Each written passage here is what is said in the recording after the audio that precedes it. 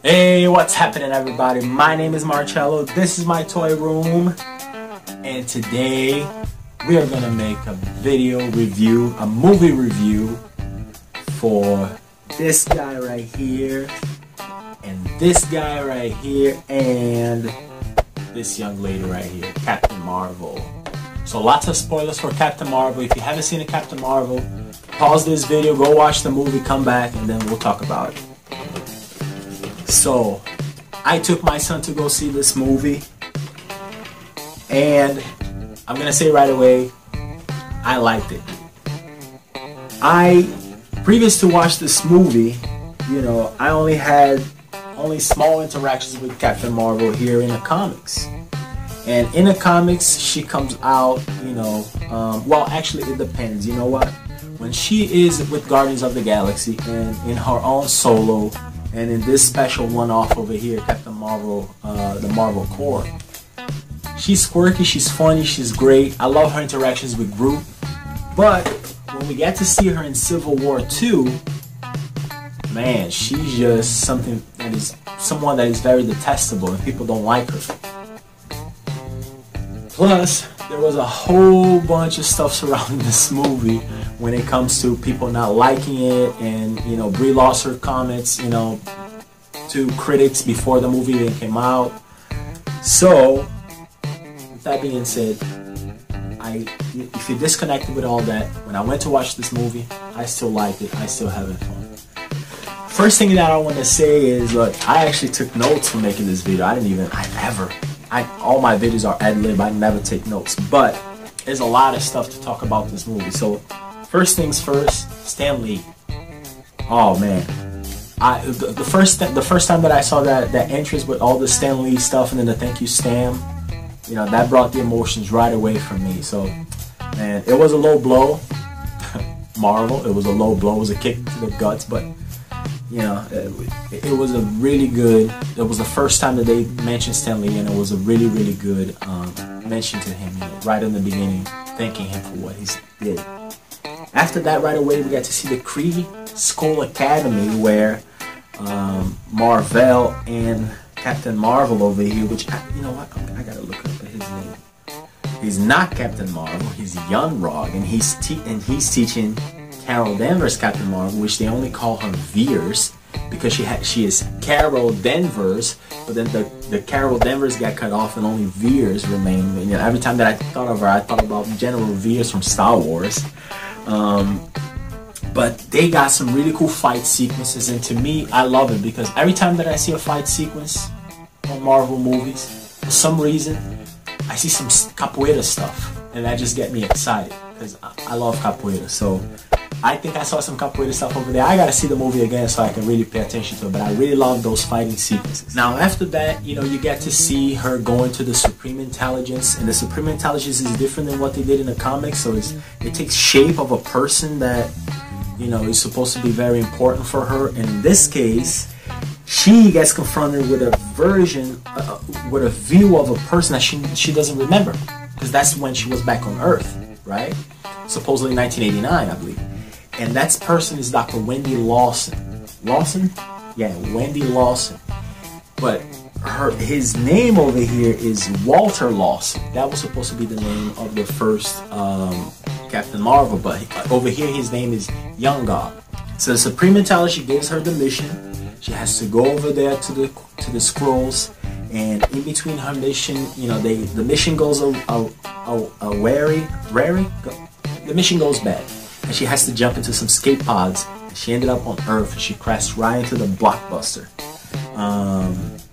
And she gathers some tech so she can communicate back with yon-rogg, and she finds out, you know, the scrolls all around, and you know, Nick Fury encounters her, and there's this exchange. There's a nice this nice pursuit on the train, right, that you get to see on the trailers. That was really cool. And then she goes looking for the doctor, Wendy Lawson, because she finally gets the name. And you know, Nick Fury is helping her, and they find the cat, right, the flarking cat, And then she goes looking for Monica Rambeau, which is really fun. I like when she goes looking for Monica Rambeau, and at that moment I believe Talos is already helping her with everything, and we are waiting over here for Jude Law's character, which is this guy over here, right? yon-rogg, to come from Earth, and you know, he said, "Oh, we'll be there in 12 hours." And when they go look for Monica Rambeau, it's really funny because they're now using the internet of 1995, and she's looking at a map and everything. It's just funny. Those quickie funny things were really cool. I really enjoyed this movie, man. When she finally gets to Monica Rambeau and she's over there with Lieutenant Trouble, you know, and they get to load this black box.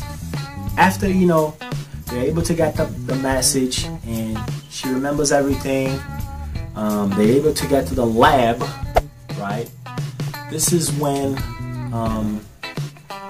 yon-rogg gets there and she figures out that he's the bad guy and everything, and she gets captured and she gets confronted by the Supreme Intelligence again, and you know, she's already on her new colors. She just goes Super Saiyan, like she becomes the Superman of space, you know. She goes full power, and you get to see that really cool scene, and I love it when she goes from her mohawk to her hair down. It's really cool. The very last thing that happened in her confrontation with yon-rogg, she just goes, you know, Indiana Jones on him, and he goes, "Come on, come over here, you know, we you know, put your hands up, girl, we're gonna fight," you know, and he's about to fight her straight up, because you know she's good. That's how the movie started, and she just goes, psh, you know, and blasts him. She just goes straight up Indiana Jones on him, man. It's really cool. After that, I mean, well, you know what? After that, I mean, we're gonna have the extra scenes, right? We're going to have the end of the movie, and we're going to, and she goes away. She goes to help the Skrulls, which, by the way, ended up being good guys in this movie. How they gonna do Secret Invasion? I don't know, but she goes help these guys over here. So there is no Skrulls left back on Earth. Well, we don't know if there is or not, but she's gone. She's gone. She leaves the beeper with Nick Fury, and she's gone, right? And the scene after that is already when the beeper it loses its power, and this is already the extra scene that most likely will be on Avengers Endgame. So it was really cool that we got to see already a scene, you know, teasing for the next movie, and we got less than 45 days till the movie comes out or something like that. What I really didn't like, it was the second extra credit scene with the cat just, you know, throwing up the Tesseract. That wasn't for me. I don't know. I could have saved those 10 minutes and just, you know, go home early. But overall, man, I mean, here's the thing, right? I love when movies bring out emotion. So to me, this movie made me laugh, right? And it also made me think how hard it is for being a woman back in the 90s in the military, you know? I don't really think this movie had a lot of feminism stuff going on, and I like this movie, man. You know, say what you want to say. I think there was a lot of differences from the comic book to the movie. You know, there is some stuff that I didn't like about her in Civil War that I'm glad they didn't put in this movie. And there's some stuff that I like on this one, like her quirkiness, like some of her jokes,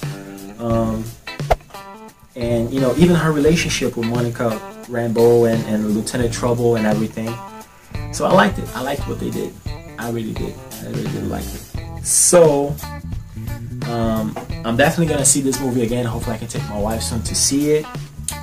And, yeah. I hope you guys get the chance to watch this movie. Let me know in the comments if you did watch it, if you like it, if you didn't like it. Are you going to watch it? Are you not going to watch it? I've been seeing these movies ever since Iron Man, dude. So I'm going to give, you know, Kevin Feige a chance, right? And he didn't disappoint me, you know. Ant-Man and the Wasp, I only saw it once, you know, and I'm dying to see it again. It's on Netflix. I want to see it again. And I think Thor: Dark World, I only saw it once on theaters. But this movie, it's good enough for me to go pay, you know, $5 to go see it again. So that's my rating, you know. it's good enough for me to pay $5 to go see it again. So if you like the movie review that I did over here, guys, click that like button. And if you haven't done so, click subscribe. Thank you everybody who already subscribed to the channel. If you subscribe, click on the bell so you can get the notifications when the new video comes in. Thank you very much, and I'll see you next time.